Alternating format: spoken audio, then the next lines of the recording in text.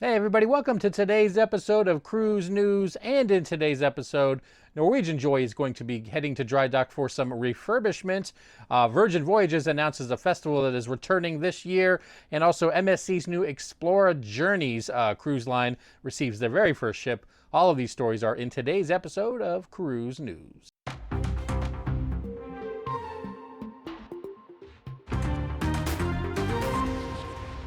Hey everybody, thanks for checking out the video. If you are new here, please think about hitting that like and subscribe button. I post cruise news videos every other day, followed by theme park news in the opposite days, on top of vlogging all of our adventures. So make sure you're subscribed to the channel, hit that like button, and leave me a comment down below and let me know what you thought about today's news stories. So let's go ahead and get right on into it. All right, Virgin Voyages has announced they are bringing back their Eat and Drink Festival. Apparently they had this last year as well.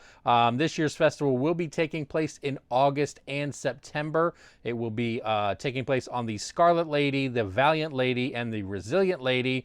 It's going to have different food offerings depending on which ship you're actually on. It's going to have some multi-course dinners that are different. There'll be chef demonstrations and bar events. Hopefully the crew that actually steers the ships won't be doing any of the drinking. As you saw in my last video, that's not going to be a good thing. So yeah, but there are going to be some different events. Like I said, it's going to be dependent on which ship you happen to go on. Some of these will be included in the cruise fare. Others will have an upcharge. The range is $9 to $125 per person. Obviously, the $9 is probably some specialty drinks that they make. The more $125 is probably going to be the chef demonstrations, things like that. And then, like I said, each ship is going to have its own different activities. So depending on which one you go on, they'll have the different, different foods available, different demonstrations and stuff like that. Apparently, they did this last year as well. Yeah, obviously, people enjoyed it. They're bringing it back this year. Obviously, spent a ton of time coming up with the name of this festival, Eat and Drink Festival.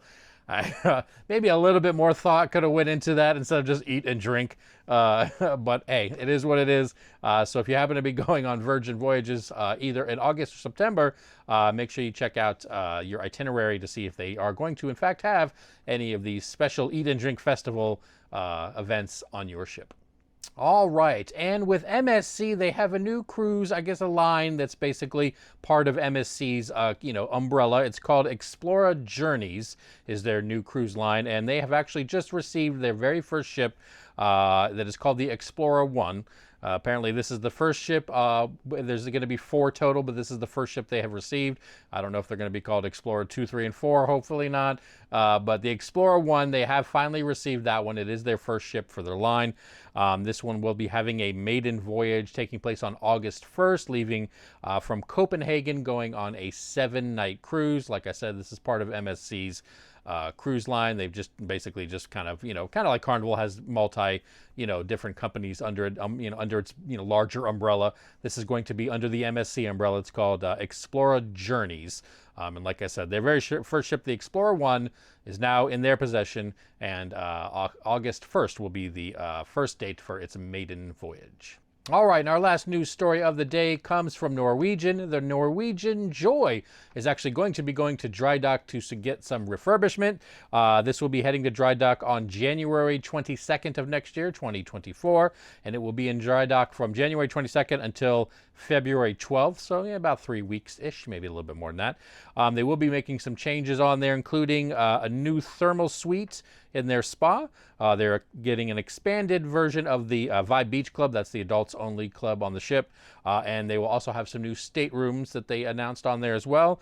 Apparently, the spa is changing their layout a little bit, making it a little more accessible.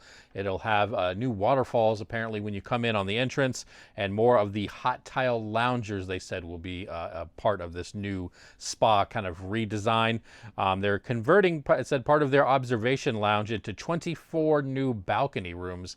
That's pretty ambitious for a ship that's only going to be there for 3 weeks. They're converting that into 24 rooms. I guess if they can do it, good on them. But that seems like a very short amount of time to convert a deck to 24 different rooms. But they said they're going to do it.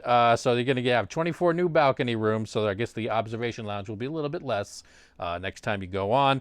And like I said, the Vibe Beach Club, which is adults only, they are expanding that to include some new private cabanas on that as well. So like I said, it's going to be January 22nd to February 12th.